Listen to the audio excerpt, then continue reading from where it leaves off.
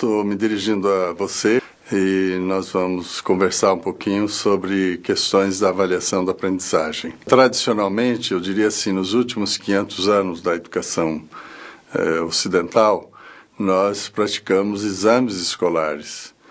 Ou seja, nós trouxemos para dentro da escola os modos de agir, os modos de ser que ocorriam na sociedade anterior ao século XVI, que era e continua sendo a seletividade. Ou seja, importamos para dentro da escola como é que nós vamos saber se o estudante aprendeu ou não aprendeu.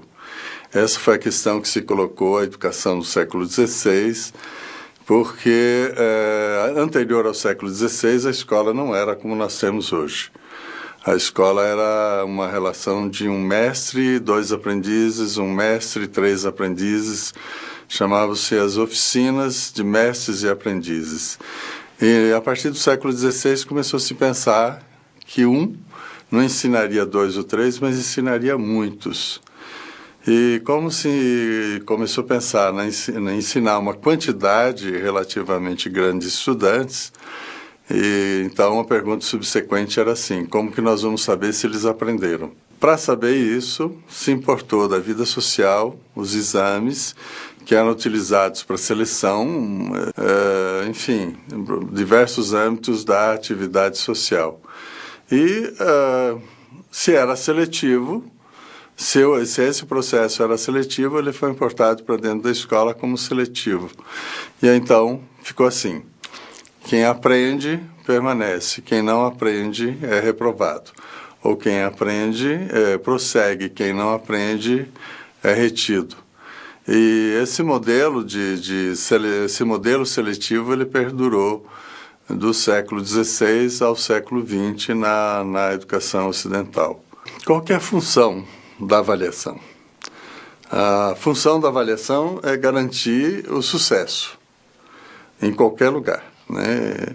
Na empresa, na experiência religiosa, na política, no nosso cotidiano, na família, em todo lugar. A função da avaliação é garantir o sucesso. Ela é a parceira de quem produz algum resultado, é a parceira no sentido assim, de encontrar o melhor resultado de um determinado curso de ação, né? Então, nesse sentido, todos nós apostamos no sucesso. Eu, vocês, todos os seres humanos, afinal de contas, apostam no sucesso, né? E a avaliação é a nossa parceira nesse sentido. Não porque a avaliação ela produza efeitos positivos, mas porque ela é um diagnóstico que sinaliza: olha, os resultados que você obteve ainda não são satisfatórios, ou os resultados que você obteve são plenamente satisfatórios. Então, a função da avaliação é ser nossa parceira na busca do sucesso, na medida que ela sinaliza, né, que nós não atingimos ainda a qualidade que nós esperávamos estar atingindo, que nós desejávamos estar atingindo. Muitas vezes eu recebo uma pergunta assim: a avaliação resolve isso? A avaliação não resolve nada. A avaliação só pesquisa a qualidade do resultado. Agora, o que resolve é a gestão. A gestão significa aquele que administra alguma coisa para chegar num determinado resultado. Então, a avaliação diz assim: ó, o que você está fazendo, o produto da sua atividade ainda não tem o resultado que você deseja, você espera, e então você quer fazer o quê? Quer produzir o resultado que você espera ou quer aceitar que o resultado não é satisfatório e permanecer por aí? Então, a avaliação, ela produz um indicativo. E a solução decorre da gestão, decorre da decisão e do investimento na produção do resultado que se deseja, que se espera, se deseja e se investe nele para a construção. Existe uma uma experiência na educação brasileira e fora do Brasil, que é o fracasso escolar. E nessa questão do fracasso escolar, nossa tradição do século XVI para cá e nos nossos dias é sempre dizer assim, quem fracassa é o estudante, né? Então, é o estudante que não tem desejo de estudar, o estudante que não aprende, o estudante que não lê, o estudante que se dispersa por outras experiências do dia a dia, do cotidiano, enfim. Ou então, até às vezes se amplia um pouquinho e usa alguns recursos sociológicos, assim, sujeito que vem das camadas populares e camadas desfavorecidas da população, depauperados do ponto de vista econômico, financeiro, mas também cultural, eles têm dificuldade de aprender, então produzem um fracasso escolar. E pouco tem se pensado assim, será que o fracasso escolar só decorre do estudante ou decorre também da instituição? A partir de finais dos anos 1980, começou a se pensar assim, que também a instituição fracassa, né? E nesse período, no mundo e no Brasil, começou a se falar da avaliação institucional, ou seja, a instituição fracassa, ou ela pode fracassar. O Exame Nacional de Cursos foi substituído por um sistema chamado Sistema Nacional de Avaliação do Ensino Superior, dentro do qual tem uma prova chamada ENAD, Exame Nacional do Ensino Superior, né? Essas avaliações de larga escala elas têm a função de dizer assim, não é só o estudante que fracassa, o sistema pode fracassar. Então, nós precisamos observar se o sistema produz o efeito que promete ou se ele fracassa. Então, as avaliações de larga escala têm essa função de olhar do lado do estudante. Na sala de aula, que parece que não faria sentido uma avaliação de larga escala, faz sentido uma avaliação de pequena escala, mas que é maior do que avaliar só acompanhar o estudante individualmente. Então, um professor deveria fazer pelo menos uma curva de aproveitamento da aprendizagem dos seus estudantes. E essa curva de aproveitamento revelaria, vamos dizer assim, os efeitos que as suas aulas produzem sobre o grupo, não sobre o estudante individual. Então, vamos dizer assim, a curva é muito simples, não precisa nenhuma sofisticação estatística. Se eu tenho 50 alunos, quantos desses tiraram nota 1, numa escala de 0 a 10, por exemplo? Quantos tiraram 2, quantos tiraram 3, quantos tiraram 4, 5, 6, 7, 8, 9 e 10. Vamos supor que dos 50 estudantes, 5 tiraram 8, 9 e 10. 45 tiraram 5, 4,5, 4, 3,5, 3, 2,5, 2, etc, etc. O que isso está revelando? Que esse professor, né, ou posso ser eu como professor, estou ensinando 5 pessoas e 45 não. Então, uma pequena curva estatística pode demonstrar a fragilidade do meu trabalho, o fracasso do meu trabalho, não é? E é claro, eu posso dizer assim, mas nesse fracasso tem também o estudante, tem as condições, tem tudo isso. Mas é importante, com uma curva de aprendizagem que revela uma fragilidade, é importante a gente olhar para o que está ocorrendo para o sistema. Então, a avaliação não pode ser só da aprendizagem do estudante, mas precisa ser do sistema, e dentro do sistema a sala de aula, de tal forma que a gente possa olhar assim, quem fracassa? Pode ser que quem fracassa é quem ensina, não é? É o sistema que pode estar fracassando. E se o sistema está fracassando, o que é que vamos fazer para ele não fracassar? Se o estudante individual está fracassando, o que nós vamos fazer? É o que tradicionalmente vem se chamando de recuperação, né? Então, são soluções do gestor para encontrar uma solução satisfatória no sentido de buscar um resultado positivo. É importante a gente pensar que o ato de avaliar é um ato de investigar, é um ato de produzir conhecimento, né? Ele se assemelha à pesquisa científica, ou ele equivale à pesquisa científica, a diferença está no resultado que se espera. A pesquisa científica pretende desvendar como que funciona a realidade, a avaliação pretende desvendar qual é a qualidade da realidade. Então, pela ciência, me interessa saber qual é a causa e qual é o efeito, ou quais são as múltiplas causas que produzem um determinado efeito. E, se eu puder manipular as causas, ou trabalhar, operar com as causas, eu posso modificar os efeitos. E eu poder trabalhar com as causas é o que nós chamamos hoje de tecnologia. Então, a ciência produz um conhecimento, a tecnologia produz soluções a partir do conhecimento. Vamos fazer um paralelo com a avaliação.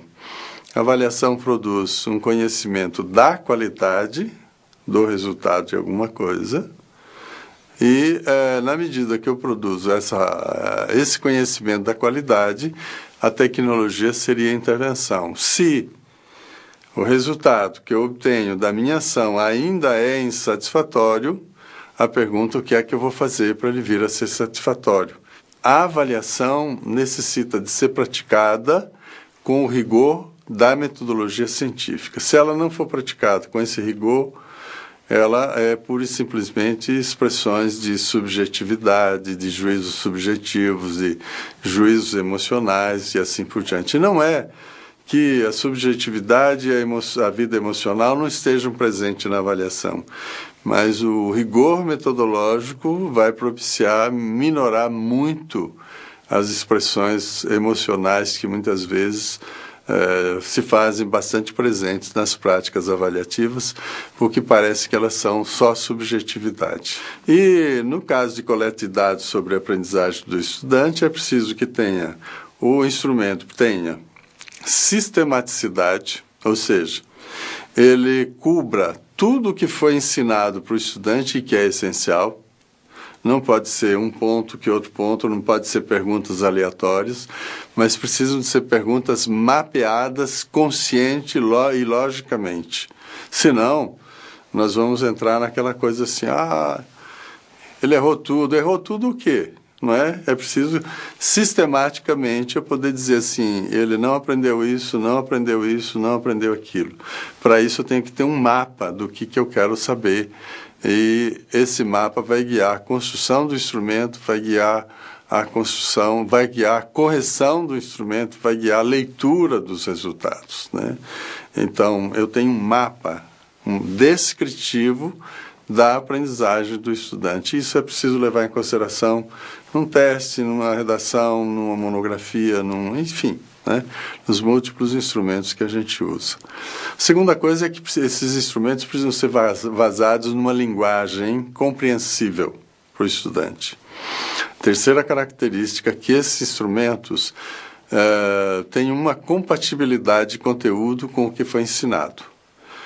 Conteúdo que foi ensinado, portanto, informações, habilidades e competências que tenha o mesmo nível de dificuldade, o mesmo nível de complexidade e a mesma metodologia com que foi ensinado.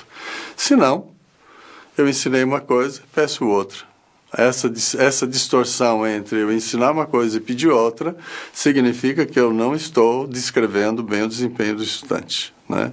E a última coisa, tem que ter alguma precisão. Então, o instrumento as perguntas precisam ter alguma precisão. Significa que o estudante tem que entender como eu entendo a pergunta, ou eu tenho que entender como o estudante entende a pergunta. Ela não pode ser genérica. Pois é, outro passo é assim: depois que eu descrevo, isso que eu descrevi já é satisfatório? Então, para saber se alguma coisa é satisfatória, o único caminho disponível epistemologicamente é a comparação, é comparar o descrito com um padrão ou um critério. Tem um critério que permite observar se a realidade é qualitativamente positiva ou negativa. Esse critério, no caso da aprendizagem, nós estabelecemos no dia que nós planejamos o ensino. Eu vou ensinar alguma coisa e espero que qualidade. Não é? Qual é o padrão de qualidade, qual é o padrão de expectativa? Então, o instrumento, a coleta de dados através do instrumento me revela o desempenho e eu comparo esse desempenho revelado pelo instrumento com o padrão de qualidade. Se for satisfatório, ótimo. Se não for satisfatório, é o terceiro passo da avaliação, que é a intervenção. Então, disso nós podemos tirar duas consequências do ato de avaliar. Uma é do ponto de vista pedagógico e a outra do ponto de vista político. Do ponto de vista pedagógico, a avaliação, ela, como subsidiária do sucesso, ela garante pedagogicamente que a gente possa chegar, que nós possamos chegar ao resultado desejado. Não chegou ainda, vamos reinvestir para chegar ao resultado desejado. Pedagogicamente ainda, a avaliação é inclusiva, né? Enquanto os exames escolares que excluem, que reprovam ou que retêm a avaliação, diria assim, olha, ainda precisa trabalhar mais para que essa criança, esse adolescente ou esse adulto aprenda o necessário. Significa que ela convida a produção do resultado pedagógico, porque nós estamos trabalhando pedagogicamente. Politicamente, a avaliação ela é um recurso que sugere e propicia a educadores que assim desejarem estar investindo na equalização social. Não é que a educação equalize a sociedade, mas ela, junto com outras instâncias sociais, ela equaliza, ela democratiza, vamos dizer assim, a sociedade. Mas para democratizar a sociedade, é preciso que todos aprendam tudo o que for necessário de ser aprendido. Então, se eu planejo aquilo que é necessário de ser ensinado e aprendido, mas não foi aprendido, não serviu para nada. Mas se eu planejo aquilo que é necessário de ser aprendido e eu verdadeiramente invisto para que todos aprendam o necessário, eu democratizo não só o conhecimento, não só a cultura, mas eu ofereço aos educandos um recurso de democratização da vida social. Eles vão disputar o seu lugar na vida social. Então, a prática da avaliação da aprendizagem, ela não só tem uma eficiência do ponto de vista da execução do projeto pedagógico, mas ela tem uma consequência política revolucionária fundamental, que é subsidiar a busca do melhor resultado para todos. Portanto, ela tem a ver com a democratização, não só do ensino, mas a democratização da sociedade. E por isso que vale a pena investir nela, né? Eu agradeço essa oportunidade de estar aqui, agradeço a SM, essa oportunidade de estar aqui fazendo esse depoimento e esse contato com um coordenador, os coordenadores das escolas, e que se desdobrarão, acredito, se desdobrarão para os educadores desse país, né? Eu sou muito grato por isso. E desejo a todos vocês, desejo a mim, desejo a educação brasileira mais sucesso, né? Mais sucesso significa melhores resultados da aprendizagem dos nossos educandos, portanto, uma elaboração sociocultural mais significativa para todos nós. Muito agradecido.